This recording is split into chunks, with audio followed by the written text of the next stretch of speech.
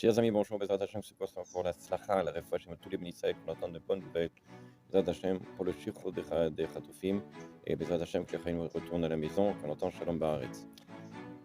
Alors, Bezrat Hashem, Yossi, il a mangé Chetzi Kazait, une moitié, on va dire comme ça, il a mangé à peu près 15 grammes. Kazait, c'est à peu près 30 grammes, 28 et quelques, à peu près 15 grammes d'une pomme. Il a mangé un morceau de pomme, et il a bu un petit peu d'eau.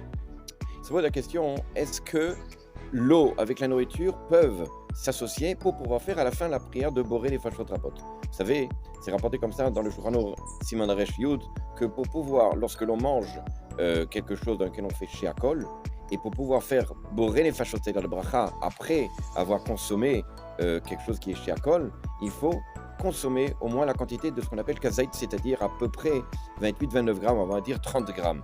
Maintenant, si quelqu'un a consommé moins que ça, par exemple, il a pris un morceau de viande, il a mangé un morceau de pomme, mais qui arrive à la quantité de 15-20 grammes, il n'aura pas, la possibilité de faire borer les fachottes. Maintenant, Yossi, lui, il a mangé un petit peu, il a mangé 15 grammes de viande, de pommes, et il a bu 15 grammes ou 15 millilitres d'eau. Est-ce que les 15 s'accumulent pour pouvoir faire 30, on va dire 30 grammes, pour pouvoir faire borer les fachottes?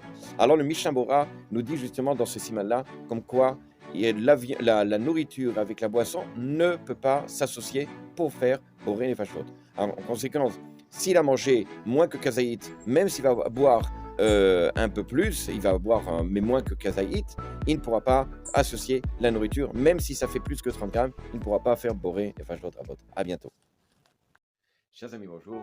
Bezrat Hashem, juste pour vous dire que ces cours que vous recevez, évidemment, vous aurez compris, sont là pour permettre à chacun d'entre nous de se renforcer, de s'améliorer dans nos mitzvot, dans notre comportement, et surtout, ce qui est important aussi, c'est si vous considérez ces cours pertinents, de les envoyer, de les diffuser au maximum de personnes, afin que on puisse faire mériter le clan Israël, que le clan Israël puisse ainsi s'améliorer, et Bezrat Hashem, grâce à ça, on va faire venir plus rapidement le Mashiach, et surtout, Bezrat Hashem, quand le clan d'Israël est méritant, alors Akadosh Baruch Hu fera de telle sorte que, Bezrat Hashem, on voit les otages libérés et le Shalom Baaretz. À bientôt.